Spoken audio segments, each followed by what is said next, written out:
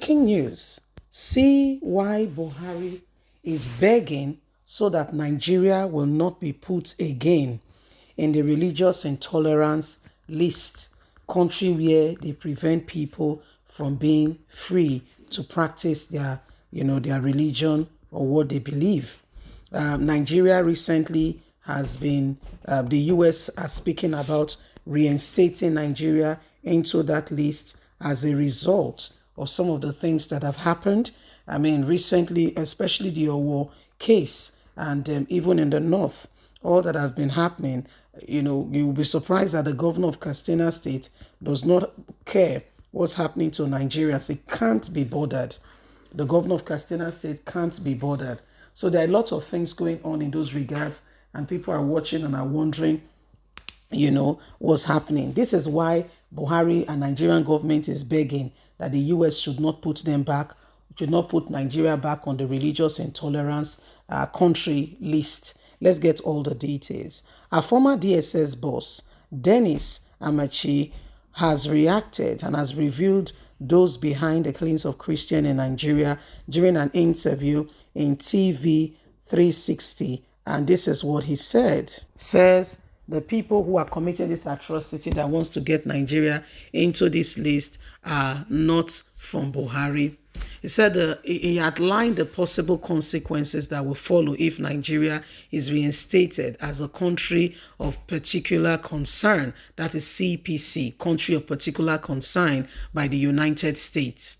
Reacting to the topic, then he said, I agree with the minister. For once, it is not a Nigerian policy to persecute or kill Christians. The ISWAP and killer headsmen are behind these killings. Religious freedom is guaranteed by the Nigerian constitution.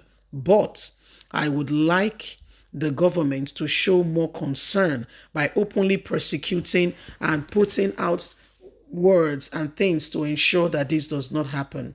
Nobody has addressed the ongoing event. Buhari has been mute, and his silence has rather showed other things. And silence means consensus. That is the concern of many Nigerians. I know that there are interreligious council that is doing its job, but how far have they gone in solving these problems? We know that these targets of this Islamic group and many more, they killed even Muslims. I think it will be seen in the outside world that is mostly done to Christians and church, people being killed and burned, Catholic priests being kidnapped. However, government should demonstrate to this group that they do not tolerate this, and Buhari should do more, placing real things in place and outlining the consequences for actions people take. The threat to reinstate Nigeria as a country of particular concern is quite serious. They refused to sell us the Tonica jet when we were on that list.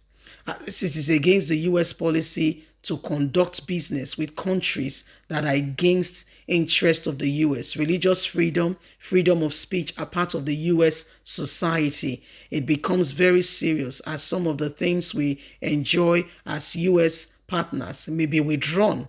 I think it depends on the Nigerian government to prevail and to ensure that the US do not put us back on that list. That is why the president has sent emissaries to the US to plead that it is not from the government that these religious intolerance activities are being displayed. Well, Buhari, you will have to do more. I understand that it has an adverse effect on the country. Don't get me wrong. Trust me, I do completely and totally get it. I do.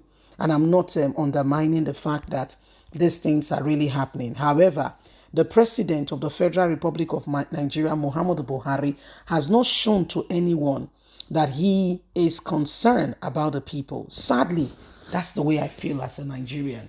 He has not come out in any way, humanly speaking, possible to ensure that he's standing and he's saying this is not right. And anyone, there have been any demonstration to say, you know what, this is the consequences of the actions you get when you behave or you do some certain things in certain ways. Buhari has not demonstrated that. So his silence kind of feel very much as consensus, and this is part of what is happening. This is part of what is going on. This is why the US is saying, Nigerian government, there is more to it. There is absolutely more to it, except the government is not telling us what they intend to do and why they are doing some of the things they do. Okay, the government must tell us more. What is it they are doing? And why is Buhari quiet? Yes, in case you are not aware, Buhari's own convoy was ambushed. They knew that was coming on. Should I let you know something? There are intels in government house that are giving these people information saying Buhari is coming, his convoy is coming. These are part of the presidency. So don't you think that these people are free? Okay, and none of them, no. There are people among them that are doing all these things, that are rising up and ensuring that these things do not stand. There are people among them. Yeah, there are people in the midst of them who are ensuring that these things are happening. So don't get it twisted at all. Don't get it twisted. There are consequences if the US government return Nigeria to this very list. Understood? We do truly understand it. However, what is Buhari's government doing?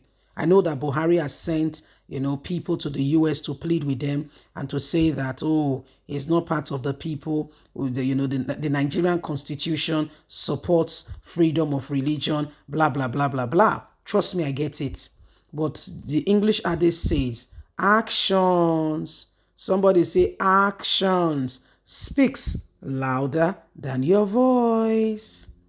Okay? You can actually say A, but your disposition is saying B. And you are saying A. You are actually saying A, but your disposition is saying B.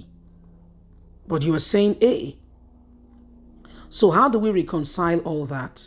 How do we sort out all those issues where your heart and your minds are two different parallel, are saying two different things all together? Your mouth is saying this, but your heart is saying something totally different off.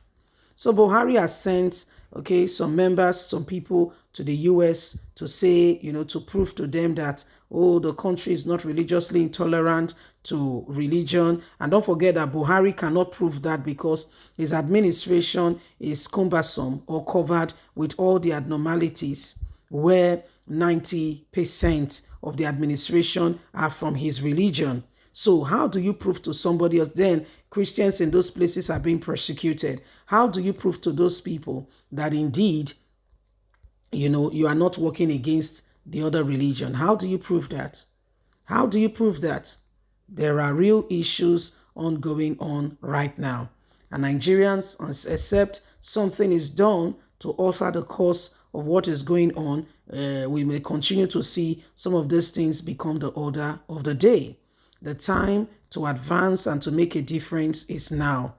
Honestly speaking, for some time, this country has been wallowing in despair because of the choice we made in 2015. Some of the choices we have made this country what it is today. Some of the choices we have made.